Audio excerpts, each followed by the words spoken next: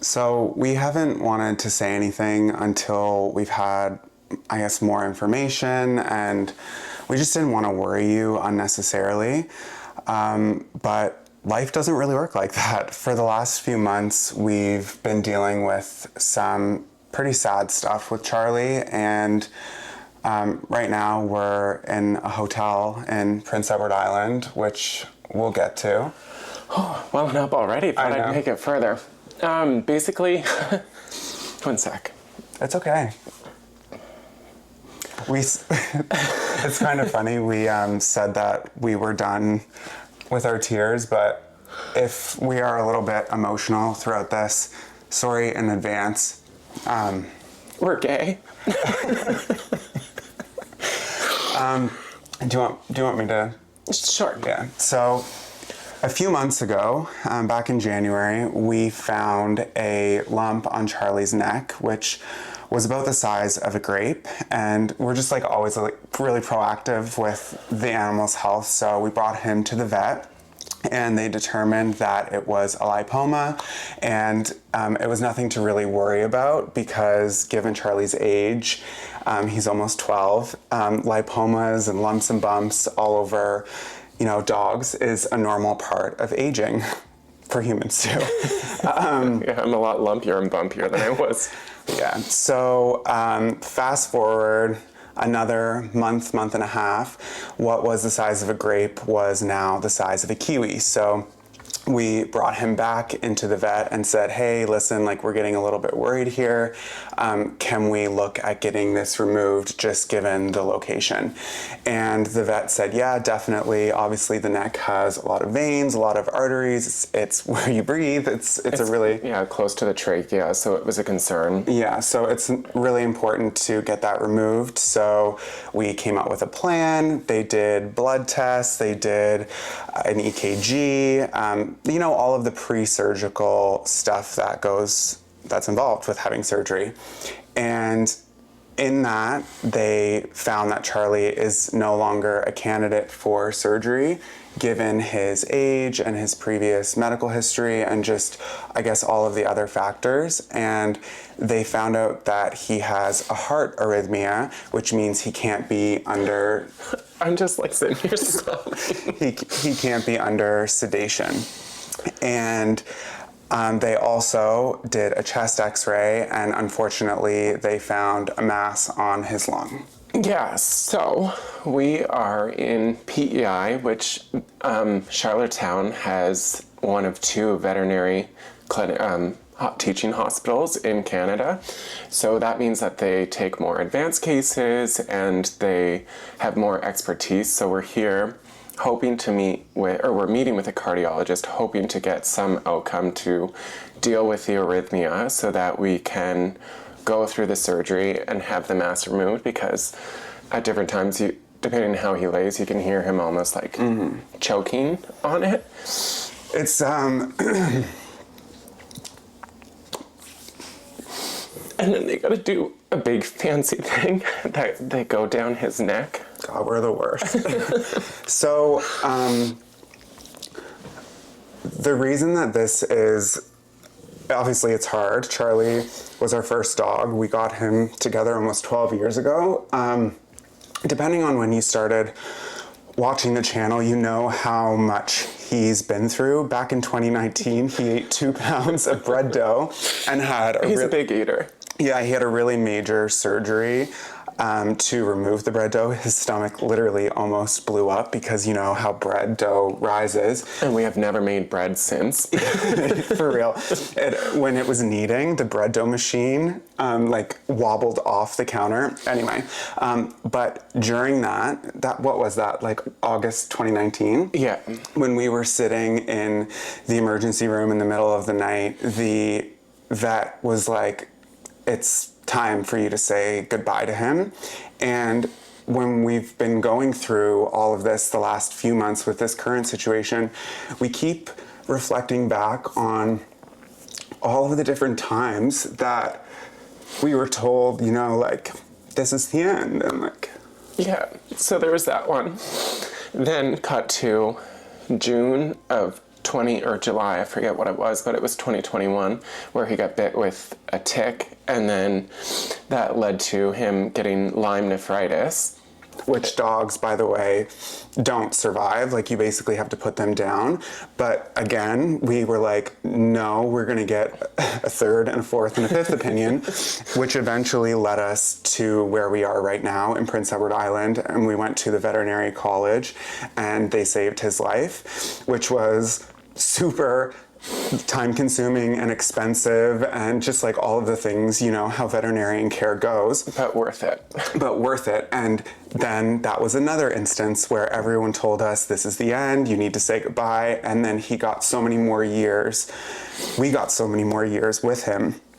And then 2 years ago, when he needed the TPLO surgery, when his leg went. And so that was another time. That one wasn't a goodbye time, but it was still a hard time, and he's just such a fighter. It's, if you have animals, you obviously know the feeling. It's just hard. It's hard knowing that there's more memories made than there are left to make. And it's a shitty thing. I think for me, the thing that's the hardest about it is like knowing that like the time is winding down, and then having to always keep in the forefront that it's about Charlie, it's not about us. And I can't believe that we're sitting here crying because we've known about this for months and we thought we were finally ready to talk about it. But like, obviously Plot twist. Plot twist, yeah. Obviously we're not ready, but the thing is, we kind of have to share this with you all now because we don't want to just disappear from the internet and like you be worried about like what's going on, because we want to, it's a tricky balance, right? Like we want to like share what's going on, but like sometimes we're not 100% ready to do that, but we don't want you to worry either. We need to figure out if it's a primary or a secondary site in his lungs, because that changes the prognosis from 3 to 12 months. Yeah. Either way, basically where we're at right now is he doesn't have a lot of time left, and the priority, like I mentioned, is to make sure that every decision that we're doing is not from a place of being selfish, that we get to spend more time with him. It's that he is comfortable and is happy. Oh, There. yummy. Some good boy. What a good boy. We're gonna have to stop every time we see a Robbins or a Tim's and get him one. The good news is, here, he being in the hotel and like, you know, coming over here, it's been like an adventure for him. And we're trying to... We snuck him some hard-boiled eggs from the continental breakfast in the lobby, and he was so happy with those. Yeah. He keeps, whenever we take him out to pee, he's looking into the windows of the pool, hoping he could go swimming. So He's definitely a country boy, though. Every single time that he hears somebody in the hall or a vehicle pulls in, it's just nonstop growling. Not a fan of parking lots. You're gonna get us kicked out of that hotel. And if we're gonna get kicked out, it's because you're gonna be in the pool. That's what we're gonna get kicked out for. I'm getting in that pool later. I'm getting in that pool. I dip my toe in. It feels nice. Basically, where we're at right now is we have an appointment with the cardiologist. We are really, really hopeful that through some treatments and some medication, they can get his heart and his lungs to the point where they are strong enough for him to be sedated. When he is sedated, we're hoping that they can remove what has become really, really, it's difficult for him to breathe. It's uncomfortable. It's like the size of a grapefruit. And that needs to get figured out, even like the lung cancer stuff aside. that's secondary. The primary thing is, once we get to the surgery state, because Charlie's a fighter and he's going to get through this arrhythmia, because like, they're just a stupid little annoying thing, you know? Just a little bit. Just a little of the heart. Yeah. So then when he is in surgery, the priority is to remove the mass from the neck, and then if things are still fine, to continue onto the lungs.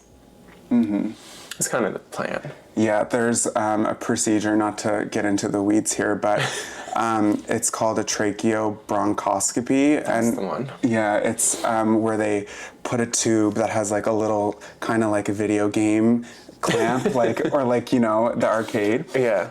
Where it like can grab things and they can take samples, but hopefully they could remove enough of the tumor from his lung, and then maybe that could buy him a little bit more time rather than an invasive surgery where they actually have to crack his chest open. He's too old and he's not strong enough for that. Yeah, so we'll see what they say, but I do want to say a huge thank you to our Patreon community.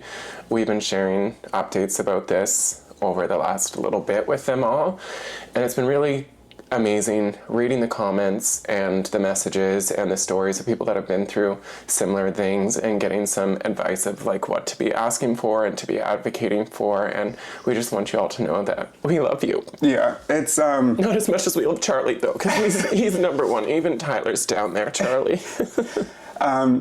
sharing things like this in such a public platform is it's obviously causes us a lot of anxiety, but Patreon's a little bit different because it's, you know, behind a wall, and It's a safe space. yeah, not to say that we don't love all of you that are watching the YouTube video right now, but without the support of the Patreon community, we would have had to make some different decisions with Charlie's health, and A long like time ago. yeah. So anyway, I just want to say a huge thanks to all of you, and sorry that this was not our intention. No. We were so ready to do this. Yeah. Anyway, just keep Charlie in your thoughts, and we are hopeful that we will be back next Sunday. But we really, like, we don't know. It's a really fluid and... We don't even know. So we meet the cardiologist. We don't know what happens after that. We might be driving back to Nova Scotia tonight. We might be... Back and forth. We might stay here extended. We just go with the flow. Yeah, we're just going to go with the flow and be flexible for him. And he's our priority right now, obviously. The stuff with the shipping container home and all of that is secondary. Huge shout out, though, to Dumpy, who is there doing what he can do while we're here. And Bill, like, for working on the tile while we're not there. And just, like... And my parents, in case you're wondering, that's where Eddie, Earl, and Squirrel are all with Graham and Granddad and having a great time there. So everyone is all taken care of. Everything's fine. Hey, Chucky. Yeah. It's just a bad thump in the heart. Hey. Yeah. Anyway, with all of that said, thank you for being here and for all of the love. And we'll see you hopefully soon. God, we could not pull it together. I didn't get that one.